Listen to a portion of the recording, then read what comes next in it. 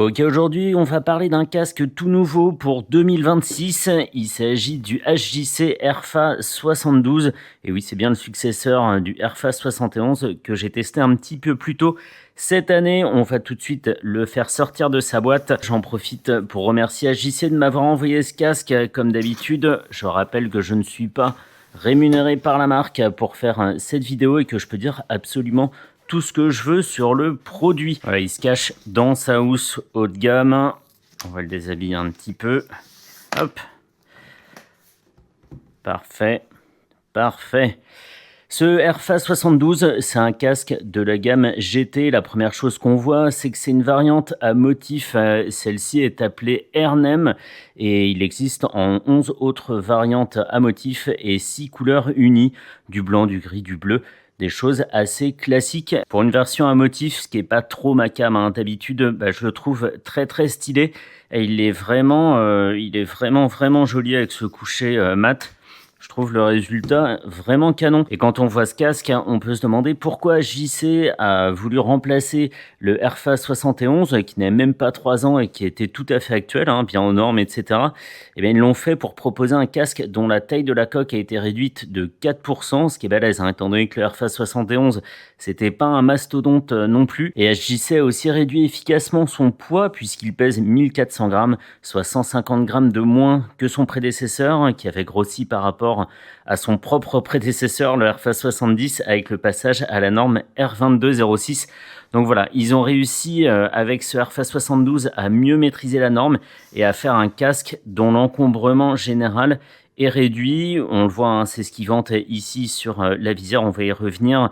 Une meilleure isolation acoustique, c'est moins 5,2 dB, 150 grammes plus léger, je l'ai dit, 4% plus petit, et puis la visière solaire dynamique, ça on commence à avoir l'habitude. Hop.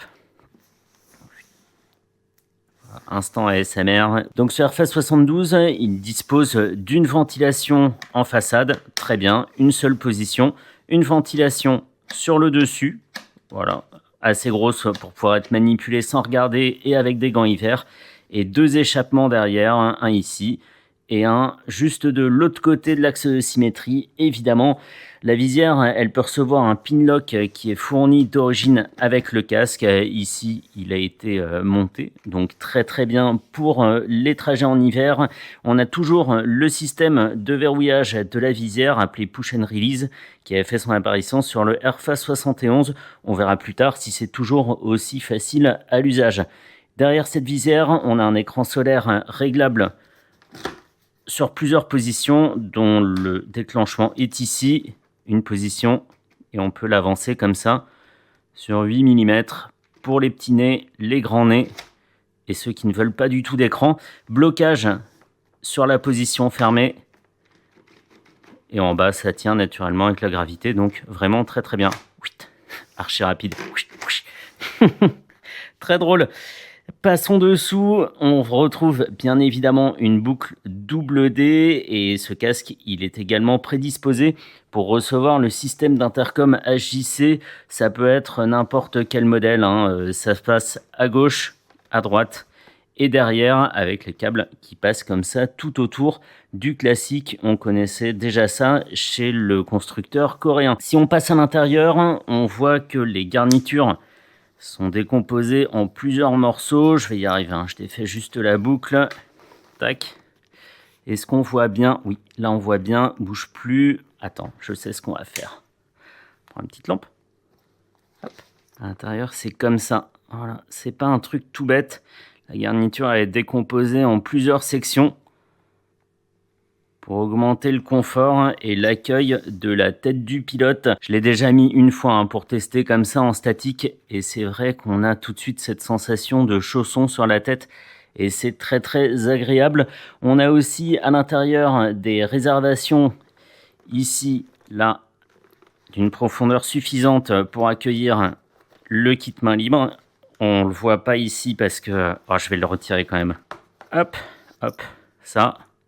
et ensuite ça laisse cette place là, on entrevoit à peine pour les écouteurs d'un kit main libre, donc ça c'est parfait. Et on a aussi des cannelures sur le côté ici, tac, là, pareil de l'autre côté, ici, pour le passage des branches de lunettes. Donc confort maximum, et c'est très bien pour un casque sport GT, rien à redire. Cet intérieur, il est amovible et lavable, et les secours pourront retirer les joues en toute sécurité grâce au système bien connu, symbolisé ici par les bandes en tissu rouge. Très bien. Pour finir, ce Airfast 72, il est affiché au prix de vente conseillé de 460 € pour les versions unies et 499 € pour les versions à motif comme celui-ci. Sur ce, je pars m'équiper et on va voir ce que vaut ce Airfast 72 en dynamique. Est-ce qu'il est silencieux? Est-ce qu'il offre suffisamment de place aux oreilles? Est-ce qu'il est confortable pour les porteurs de lunettes, etc., etc. C'est parti, on fait ça tout de suite. Ce qu'on voit tout de suite quand on regarde quelqu'un porter ce Airfast 72, c'est qu'on voit presque sa bouche, tellement le champ de vision est large. C'est très agréable. Sur le dessus, on a un tout petit peu le haut du casque, on voit un petit peu sur le bas, très peu, on voit même pas le cache-nez. Je trouve, et c'est très important, que la vision ici en bas sur les côtés est meilleure que notamment sur mon Airfast 12. J'ai pas comparé avec le Airfast 71, ça fait longtemps que je l'ai pas porté, mais quand on cherche à attraper une information dans son angle mort, on a une bien meilleure rétrovision sur ce casque que sur des casques plus sport, donc ça c'est très bien. Le premier contact avec ce Airfast 72, quand on l'enfile pour la première fois quand on le chausse pour la première fois, c'est une sensation d'enveloppement total. On a comme l'impression que notre tête est déjà moulée dedans, et très important, on a un retour sous les joues très agréable. On n'a pas un casque qui sert pas en bas, il sert très bien derrière aussi. On a un bon retour en bas de la tête, en haut de la nuque. C'est très précis, ça fait une petite bande. Ça pareil, c'est pas sur tous les casques qu'on voit ça. Jusqu'à présent, là je roule à quoi, 80 tranquille, j'ai pas de bruit particulier, c'est très feutré à l'intérieur. Très bonne place pour les oreilles, même les plus grandes. Je pense que Serge Gainsbourg y aurait bien trouvé sa place. Les cannelures pour les lunettes sont de bonne taille. Est-ce qu'on descendrait pas l'écran? Hop là, voilà, parfait. Je disais que les cannelures étaient de bonne taille, pas de bonne taille pour toutes les branches. Ici avec mes Wayfarer, c'est un petit peu juste parce que c'est des branches assez hautes, mais l'effort est fait, donc c'est très bien. Et on n'a pas de... Non, il est vraiment très très léger. C'est une sensation qu'on a dès qu'on le met et qui perdure ensuite. Si on prend 2 secondes pour y réfléchir, on se dit ouais, il est vraiment léger. Excellent. Ouais, la rétrovision est vraiment bonne. On a vraiment une vue quasiment à 180 degrés. Et est-ce que les accessoires sont faciles à trouver? Aération, oui. On sent 2 petits points sur le dessus de la tête. On n'a pas de mal à imaginer la forme des canaux et où tombe le rafraîchissement voulu. Excellent. Ici, pareil, hyper facile à utiliser. Et le push and release, ouais, j'ai du mal parce que... Ouais, nickel. Donc ça, c'est ouvert. Hop. Verrouillage. Tac. Et fermé complètement. Nickel. Ça se fait vraiment en un tour de main. Hop. Hop. Clipsé. Et ce qu'on ressent aussi, même après plusieurs minutes à porter ce casque, c'est l'espèce de ceinture de rembourrage qui fait bien son boulot, qui ceinture tout le tour du crâne là où il faut. On sent une légère pression sur les joues, mais on n'a pas les joues de hamster, donc ça c'est très bien. C'est pas un casque trop radical. Et on sent très légèrement la petite partie sur le dessus.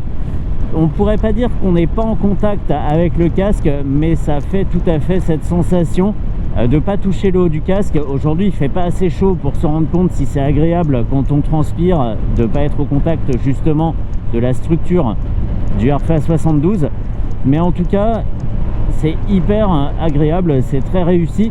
En même temps AGC le fait payer le prix fort, 500 €, mais c'est un casque très sérieux et qui fait exactement ce qu'on lui demande. Le rapport prix-prestation est clairement avantageux.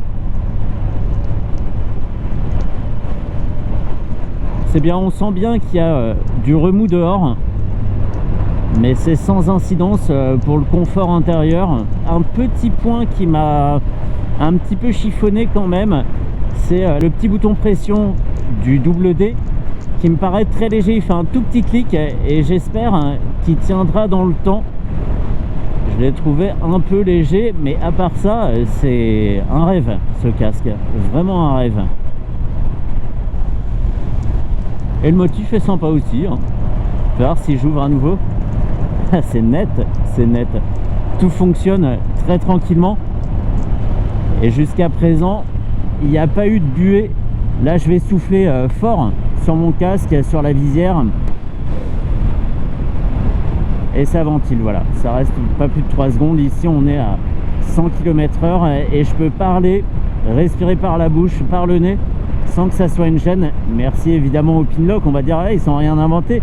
Mais il y a des Pinlock qui fonctionnent mal.